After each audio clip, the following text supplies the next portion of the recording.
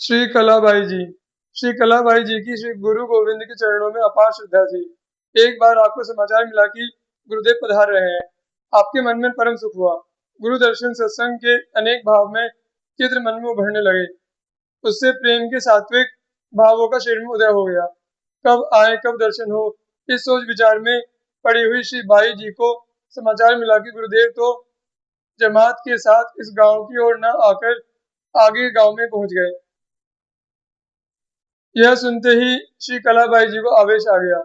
स्तनपान करते हुए शिशु को पालने में छोड़कर गुरु दर्शनार्थ दौड़ी। 5 कोस की दौड़ लगाने पर श्री गुरुदेव के दर्शन हुए। उनके चरणों में प्रणाम कर दर्शन सत्संग कर इन्हें परम संतोष हुआ। तब तक रात हो गई। वहां से घर को वापस लौटना असंभव जानकर आप रात को वहीं रह गई। रात को सहसा आपके मन में शिशु का स्मरण आया।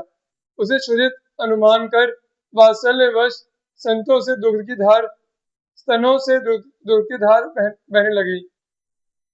आपका हृदय व्याकुल हो उठा। कुछ तंद्रा से आने के बाद जब आप सचेत हुई तो आपने देखा कि एक बालक साथ ही लेटा हुआ स्तनपान कर रहा है। उठकर उजाले में देखकर पहचाना तो वह अपना वही पुत्र था जिसे वे पालने में छोड़ आई थी। इस चमत्कार को देखकर सभी लोगों के मन में श्री कलाबाई के प्रति अपार श्रद्धा एवं गुरु गोविंद की भक्ति में दृढ़ विश्वास उत्पन्न हो गया। श्री जीवाबाई जी। श्री जीवाबाई जी भगवान श्री कृष्ण की अनन्य भक्त थी। आपका जन्म ब्राह्मण कुल में हुआ था। अनन्य प्रेम के प्रभाव से सभी लोग आपको आदर की दृष्टि से देखते थे। संपर्क में आने वाली सभी नारियों को आप भगवान की भक्ति की शिक्षा दिया करती थी। इससे नारी जगत में आप विशेष सम्माननीय थी। एक बार इनके पुत्र को शीतला निकली। लोगों ने शीतला देवी की मान्यता पूजा का आग्रह किया। पतिदेव ने भी विशेष जोर दिया, पर आपने किसी की एक न मानी। अपने इष्टदेव श्याम सुंदर का ही स्मरण करती रही।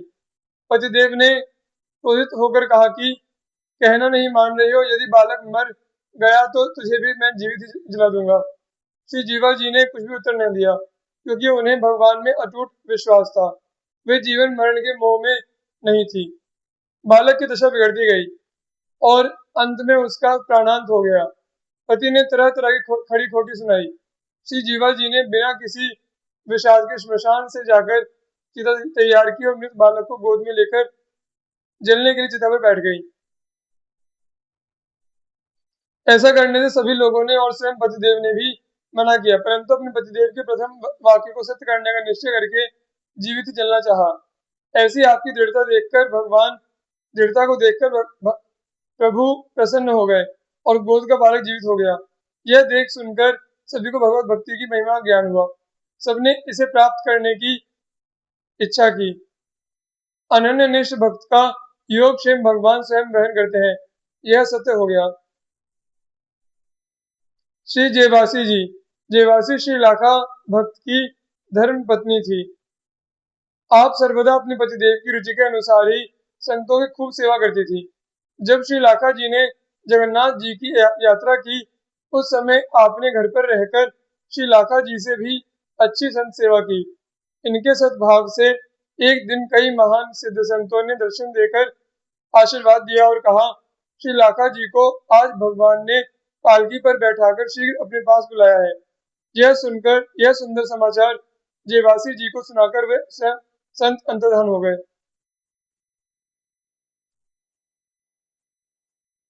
श्री कीकी जी।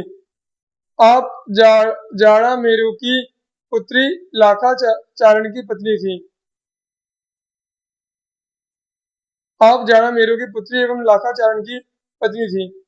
संवत 1600 में अकाल पड़ने पर आपने पूर्वजों की संपत्ति में से खूब धन बांटा। भगवत कृपा धन की विशेष वृद्धि हुई। आपके भक्ति के प्रभाव को देखकर सभी लोग भक्तनिष्ठ हो गए। इनके पुत्र श्री नरहरि दास जी चारण हुए। माता के प्रभाव से ये भी भक्त हुए और उन्होंने विक संवत 1787 में अवतार चरित नामक ग्रंथ की रचना की।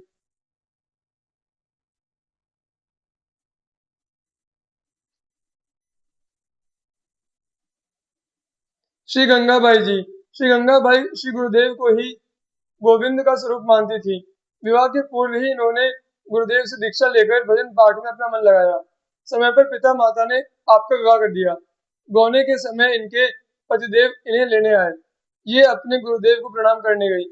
तब गुरुदेव ने आशीर्वाद दिया कि तेरो पति 80 वर्ष तक जीवित एवं स्वस्थ रहे।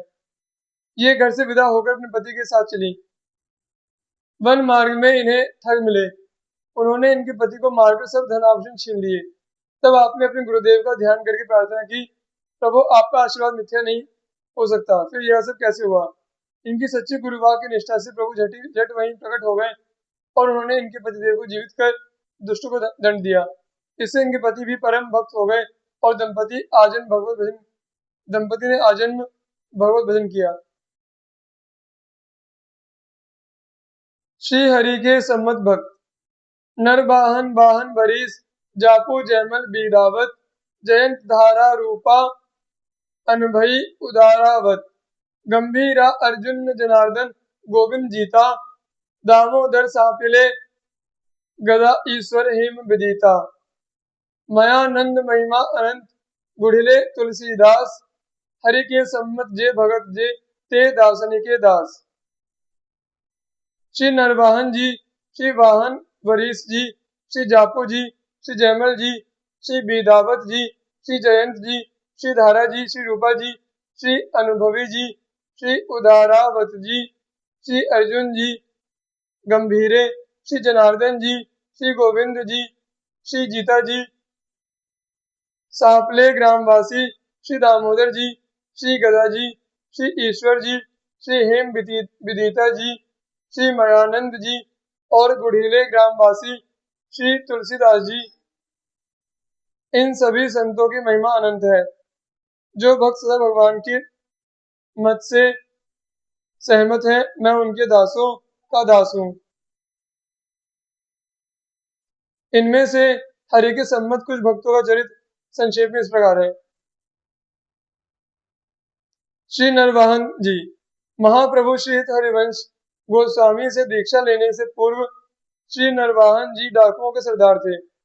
ये यमुना तट पर स्थित भयगांव के निवासी थे। वहां इनकी गढ़ी के अवशेष अब भी विद्यमान है। लोधी वंश का शासन संवत 1583 में समाप्त हो जाने के बाद दिल्ली के आसपास कुछ समय तक अराजकता की स्थिति रही थी। इस काल में नरवाहन ने अपनी शक्ति बहुत बढ़ा ली थी और संपूर्ण ब्रजमंडल पर अपना प्रभुत्व स्थापित कर लिया था। आसपास के नरेश तो इनसे डरने ही लगे थे। ये दिल्ली के शासकों की आज्ञा का भी उल्लंघन करने लगे थे।